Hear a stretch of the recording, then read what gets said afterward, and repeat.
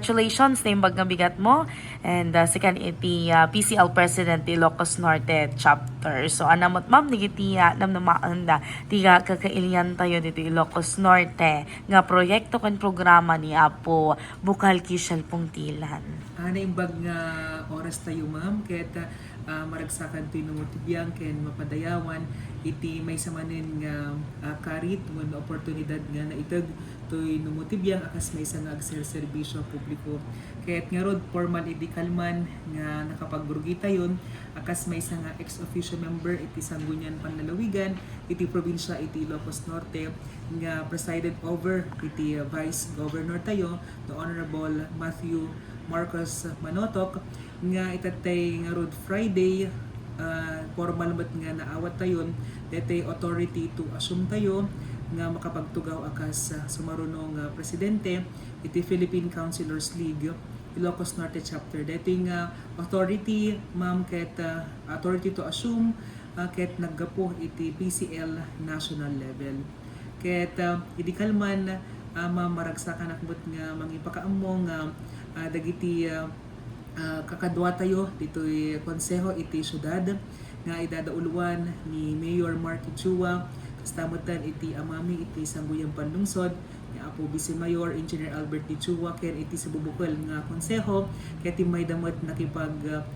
witness kada ito'y panagsapata tayo akas ex officio member iti Sangguniang Panlalawigan iti Ilocos Norte ken kastamutan nga imayda nag-obserbar iti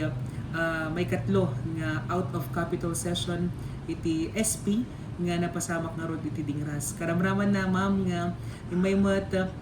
timabuno when nagatendar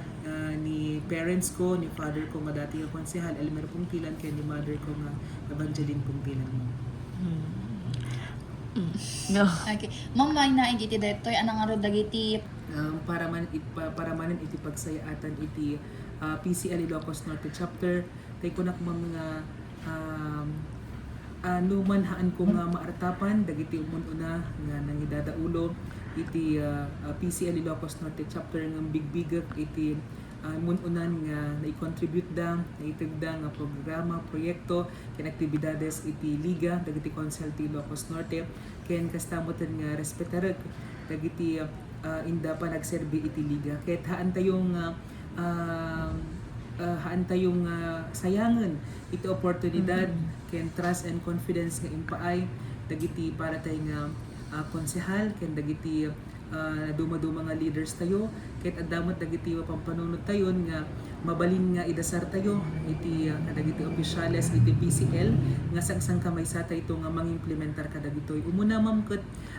napintas nga agtultuloy nga mapabilig wenno ma-empower dagiti ko konsehal ti Ilocos Norte. Napintas nga datay nakasagana tayo lata, effective tayo ken mga ganti boses tayo datay nga konsehal iti na dumadumang LGU iti Ilocos Norte. Agtultuloy to lata ma'am nga tayo mangisayangkat kadagiti capability building programs no adda dagiti mabalin nga pagsirkan tayo wano papanan pagregisteran tayo nga dagiti kunak nga mangpabilig kada tayo why not apo nga mapantayo agatendar kas kuma dagiti workshops nga ag-focus iti legislation at ay sumot apo ti primary nga obra nga talaga iti may sang agpampanday lintag ken kastamoten dagiti kunatay nga budgeting so dinulong tayo kadagiti na dumaduma nga national agencies offices sa puntikas na maisayangkat kadagitoy nga arapaap tayo wenno agtultuloy pa nga ipaitay kadagiti para tayo konsehal ken kastamot ma'am nga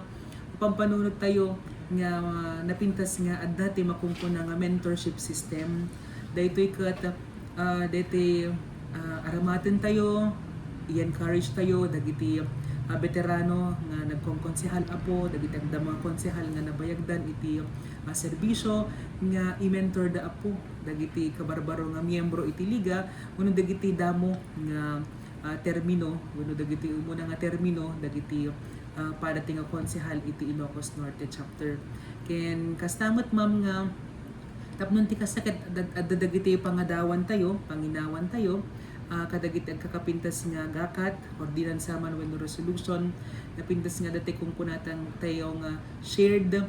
resource hub nga dito iti pakay-uploadan dagiti model ordinances, model measures nga mausar tayo no applicable man iti na dumaduma nga territorial jurisdiction tayo no kabukbukudan tayo nga ili wenno syudad. Ti sumaro no ma'am ket agtultuloy tayo nga papigsaan iti gunglo tayo iti PCL Ilocos Norte chapter. So masapul ma'am nga adadete General Assemblies mangbuangay tayo kadagitoy mangsayangkat tayo kastameten nga no dadagiti summit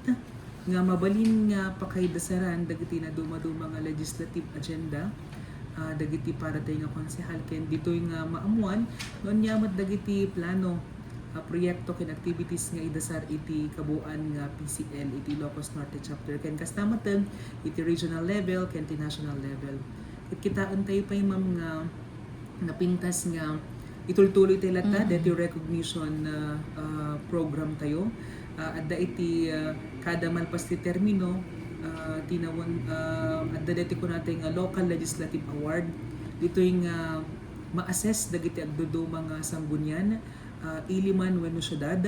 nga makita no ana dagiti nagapuanan dagiti nga sanggunian ken kasta madama dagiti individual nga awards munti ko natin nga most outstanding sanggunian iti